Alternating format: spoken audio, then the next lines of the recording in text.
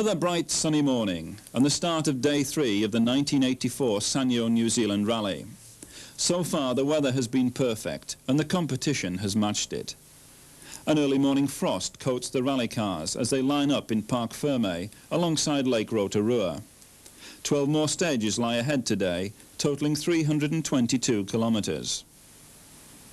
The first stage out from Rotorua is one of 7 due to be held in the Rotorua Forest Complex. The stages here are more sandy than those previously used and will definitely favour the Quattros.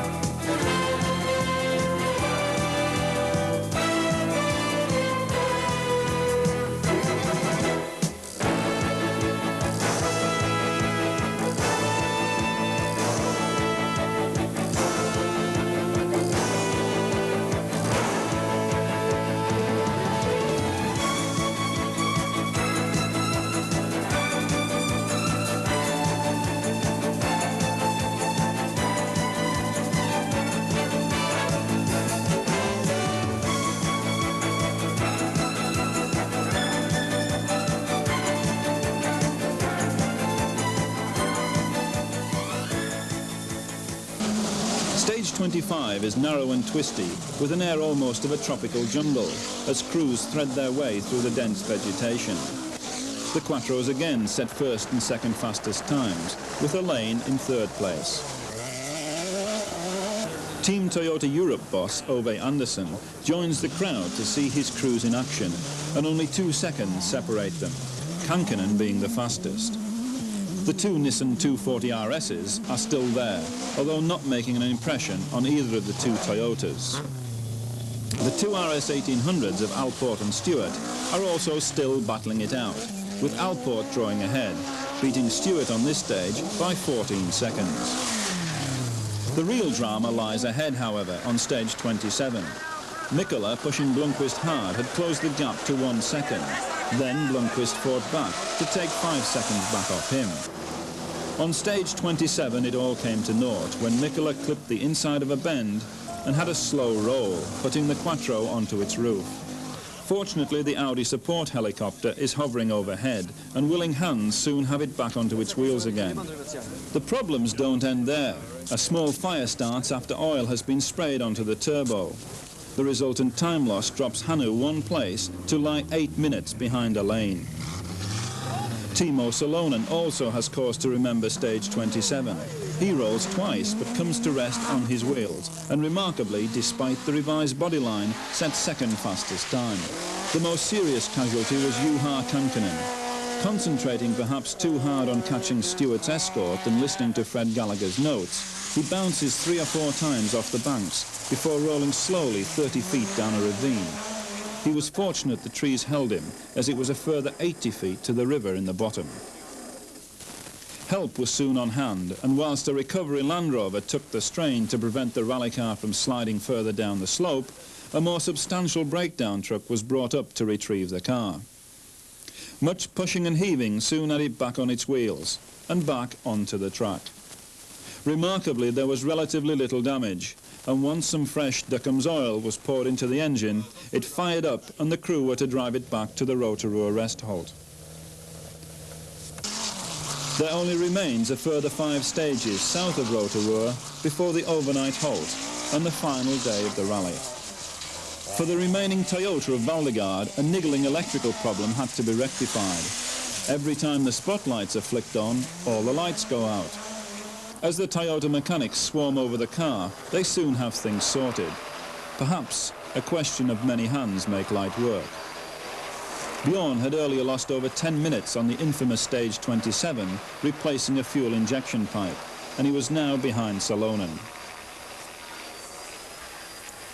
The leaderboard shows Stig with a healthy lead. Marco too looks to have a secure second place.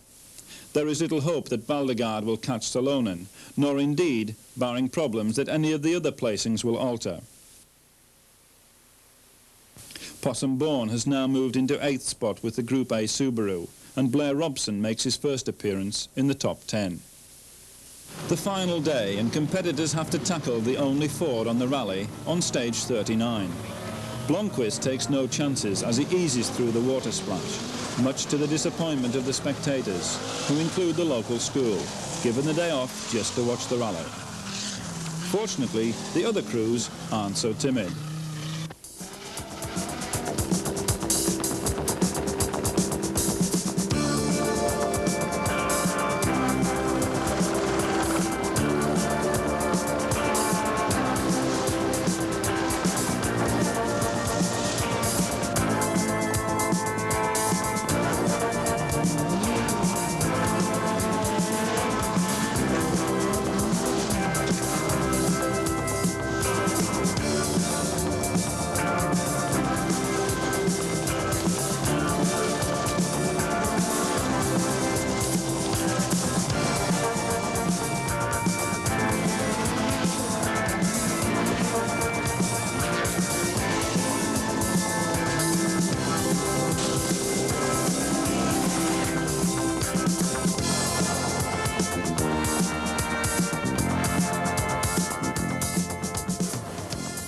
As the sun begins to fall, there remains only 2 more stages en route to the rally finish back in Auckland.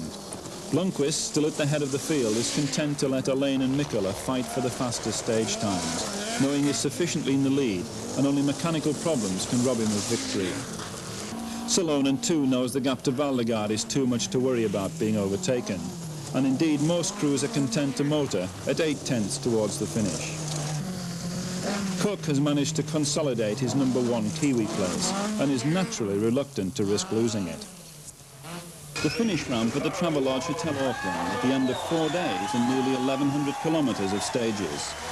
Possum Bourne and Mike Eggleton bring their 4-wheel drive Subaru home in 8th place and first Group A, a popular victory for the likeable Kiwi. Reg Cook finishes first Kiwi, however, in 6th place, after his rally-long battle with Malcolm Stewart. 5th overall, Bjorn Valdegaard and Hans Thorselius, not destined to repeat their win of 2 years ago, the fuel injection problems on the 3rd day costing them a certain 4th place. In 4th spot, Timo Salonen and Seppo Hayanei, who despite their role never gave up and entertained in fine style with their sideways driving technique. 3rd overall, Hannu Mikkola and Arne Hertz, who also never gave up hope right to the end that they could catch Marco Alain. Unfortunately, their roll and subsequent fire on stage 27 cost them too much time to make up. 2nd overall, a delighted Marco Alain, partnered by Ilkka Kivimäki. Their Lancia 037 ran faultlessly throughout the event. They are aware, however, that 4-wheel drive is necessary to win, and leave no one in any doubt that when the new 4-wheel drive Lancia Delta arrives on the rally scene in 1985, that's exactly what they will be doing. For Stig Blomqvist and Bjorn Cederberg, winning the 1984 Sanyo New Zealand Rally is a just reward after their cruel disqualification from the 1983 event. They had driven a well-judged and trouble-free event, and richly deserved the applause of the crowd at the end of a first-class performance on a first-class rally.